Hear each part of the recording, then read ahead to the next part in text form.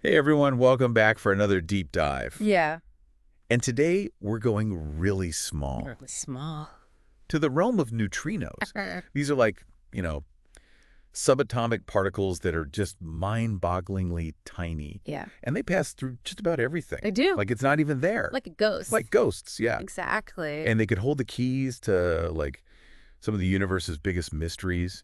And we're really lucky because a brand new observatory in China called JUNO, it's about to open, start collecting data, and give us a whole new look into this world of neutrinos. Very cool. Yeah. I know you've done a lot of reading on this, so I have, yeah. I'm really interested to hear what you've picked up about JUNO and Yeah. how this all fits into the bigger picture, because Yeah. this is just one piece of like a massive global effort. Yeah, that's what's so fascinating to me, is that, JUNO is just one part of this network of observatories. Yeah.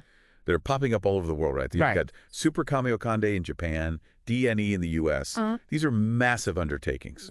Absolutely. And they're all working together to like really try to pin down what these neutrinos are all about. It's really amazing the kind of collaboration that's happening across borders and across continents. Yeah. People working together on this really big mystery. Yeah, and before we get too deep into that, Yeah.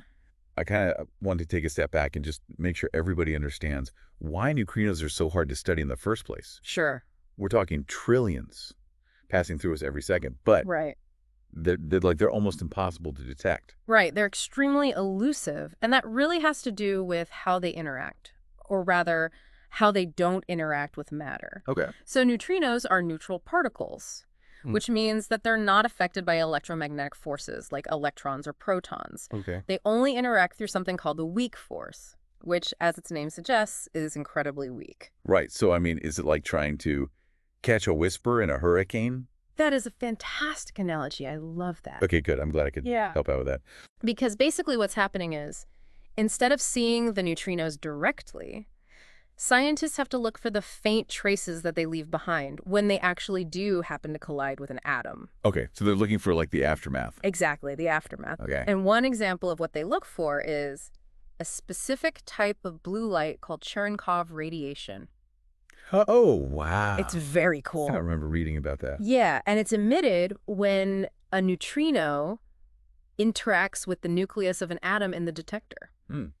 So that's one of the things they're looking for. Okay. That is, yeah. So tell me a bit more about JUNO. This observatory is literally built beneath a mountain. Right. Right. It is. It's 2,297 feet underground. Wow. Underneath a granite hill in southern China.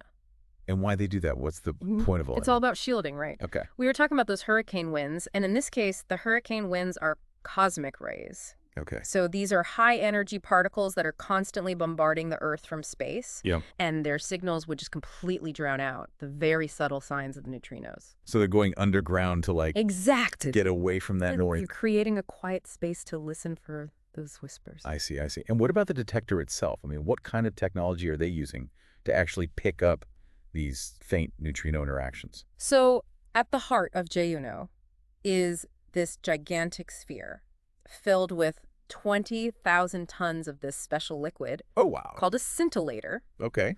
And when a neutrino collides with an atom in this liquid, it produces a tiny flash of light, which is then detected by these incredibly sensitive sensors that are lining the sphere. Wow. So they're like creating this giant light show. It's like a giant disco ball for neutrinos. Yeah. But the light is incredibly faint, so they need very, very sensitive equipment to detect it. I see. So what exactly are the scientists hoping to learn from this? You mentioned this term earlier called the neutrino mass hierarchy. Right. And honestly, not going to lie, that sounds a little bit intimidating. It is a bit complex, but it's incredibly important. Okay. So we know that neutrinos come in 3 different types, or flavors, as physicists like to call them. Flavors, okay. Like ice cream. Exactly, like ice cream. Okay. And get this, they can actually morph between these flavors as they travel. Oh, Isn't that weird? that is really weird. It's super weird. Okay. So the mass hierarchy refers to the order of their masses, which flavor is the heaviest, which one is the lightest, and so on. Okay. So that makes sense. But how does that help us? Like, how does knowing which neutrino is Yeah. the heaviest and lightest help us understand the universe, Right, it might seem like a tiny detail, Yeah. but it could help us answer some really fundamental questions. Like what?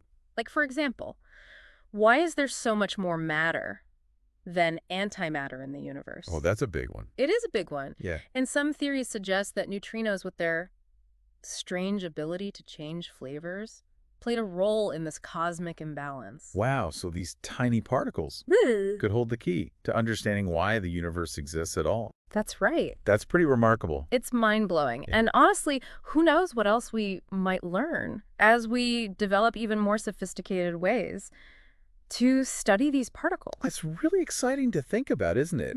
Like, what other secrets are out there just waiting to be uncovered? Maybe there's some connection between neutrinos and dark matter.